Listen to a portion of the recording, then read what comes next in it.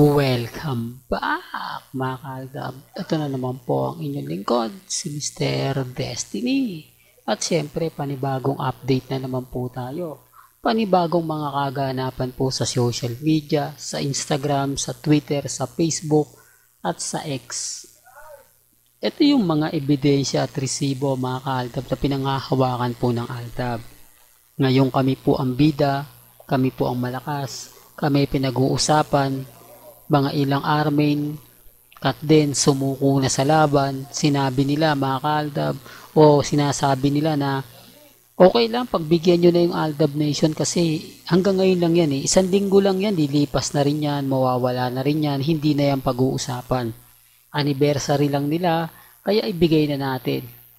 Sino nga po ba natalo sa labanang yan? Siyempre na naman sila mga kaaldab, ibig sabihin lang, suko po sila.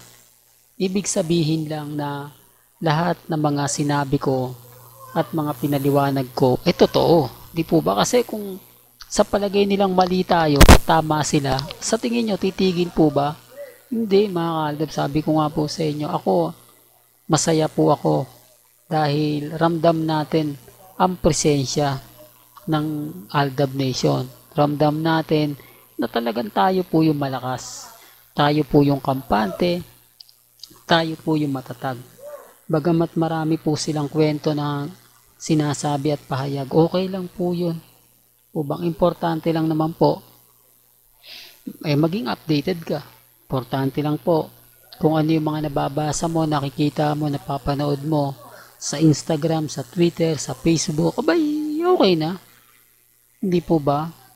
Kaya nga sabi ko sa inyo dito po sa channel ni Mr. Destiny, marami po kayong maiintindihan, marami po kayong malalaman, at syempre marami po kayong maiintindihan at mauunawaan. Sa ngayon mga kaaldab, lagi kong sinasabi, paulit-ulit kong binibigay po sa inyo, lahat po ng mga nagaganap kina Alden at kay Maine, talagang umaayon po sa atin. Umaayon po sa Aldab Nation. Sunod-sunod po yung mga nangyayari ngayon. Lahat pabor sa atin. Kaya nga po, nagmistulang basang sisiw ngayon ang Katden at mga Armin. Dahil tayo po yung pinag-uusapan Marami na naman pong vlogger ng Aldab ang nabuhay. Marami na naman pong tao ang Aldab ang pinag-uusapan. Maliban na lang po kina Christopher Min at Ogie Diaz. Bakit kaya hindi sila nakikisawsaw? Bakit po sobrang tahimik po nila ngayong nag-aalboroto ang Aldab Nation? Bakit hindi nila masabi sa mga followers nila o sa mga viewers nila yung mga sinabi po nila noong nakaraang taon? No. Hindi, sinasabi ko lang po ito mga kaaldab para lang po malinaw at para lang po klaro. Di po ba? Na hindi po tayo natitinag. Hindi po kami apektado sa mga sasabihin at ikukwento po nila. Sa totoo lang po, di po ba? Gaya na sinabi ko, si Mengay at si Alden po tumutulong sa amin. Di po ba? Kaya nga, tignan nyo mga kaaldab, yung mga update natin. Sa pool na naman yung OOTD ni Alden, yung OOTD ni Maine. Doon pa lang panalo na po ako Doon pa lang may kita nyo na tama yung update ni Mr. Destiny. Pero syempre hindi ako namimilit. Di po ba? Basta kung ano yung paniniwala ninyo at pananaw, nire-respeto ko po yan at ginagalang. Ito, pag-usapan natin yung photos na to. Naalala nyo po ba ito, mga kaaldab? Sa Italy, itong post ni Mengay na yan, bago lang po yan. Na kung saan, bakit nga po ba kailangan niyang gawin yan? Bakit ang daming mga photos na naglalabasan ngayon? Eto, nire-rewind ko lang po Lahat po yan hindi ko inedit. Maaring pinagsama-sama lang pero galing po sa bibig ni Menga yan. Galing po sa bibig yan ni Alden Richards. Na tayo po o kami po, ang Aldab Nation, magkikita-kita sa finals. Di po ba? Sabi nga po ni Mengay, sana magkita-kita tayo sa finish line. At sabi naman po ni Alden Richards, magkita-kita tayo sa dulo. Ito yung salita ng panahon ng pinaghiwalay na. sina Alden at si Maine. Ito yung panahon na kung saan nga po talagang nakakalungkot ang mga naganap at nangyari kila Mengay at kay Alden. Pero kita nyo pa naman po, yan po yung isang matibay na ebidensya at resibo kung bakit po ako kampante, kung bakit po ako matatag, at kung bakit po ako hindi sumusuko sa laban, at kung bakit po matatag ang fandom ng Aldab Nation. The real talk to mga ka-Aldab. Kaya sa mga bitter po sa akin, sa mga nagsasabing ganito ganyan, wala pong problema.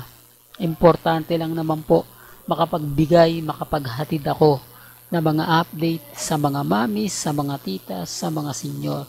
Tignan natin kung hanggang saan tatagal yung mga taong bitter na bitter po sa atin. Tignan natin kung hanggang kailan nga po ba magte-trending ang update ngayon para sa Aldab. Kasi sabi ko nga po sa inyo, simula pa lang to hanggang kumbaga pumasok at pumunta si Alden Richards sa 8 Bulaga. Oops, issue na naman yan, Mr. Destiny. Marami ka na namang basher ang magre-react sa mga sinasabi mo. Marami ka na namang kritiko ang maiinis sa mga pahayag mo. Normal lang po yan, mga ka-Aldab. Kasi sabi ko nga po, talo sila sa labanan eh. Pero hindi pa nila matanggap. Ang galing ng alibay nila. Di po ba? Dahil nga po ang Eat Bulaga nagpaputok. Eat Bulaga ang nagpost. Sinundutan lang ni Maine Mendoza. Sinigundahan naman po ni na Jose, Wally, Paulo. Doon pa lang po panalo na tayo eh.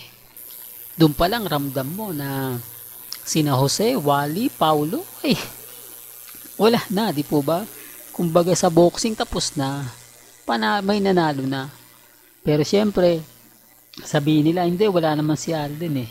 Hintayin nyo muli magsama-sama sina Jose, Wally, Paulo, at syempre walang iba, kundi si Maine Polkerson. Po ba? Baka sigurado mga ka-Aldab, maraming magbigti sa puno ng kamatis. Maraming mga tao ang hindi magulat kapag biglang pumutok yan. Di po ba? Well, hanggang dito na lang po ang ating latest updates. Kaya kung gusto nyo pa po ng pinaka-latest at sariwang update, abay tumutok lang po kayo dito po sa channel ni Mr. Destiny para updated po kayo sa mga bago at sa mga latest na i-upload po natin maya-maya lang. Hanggang sa muli, salamat po sa panonood at pakikinig.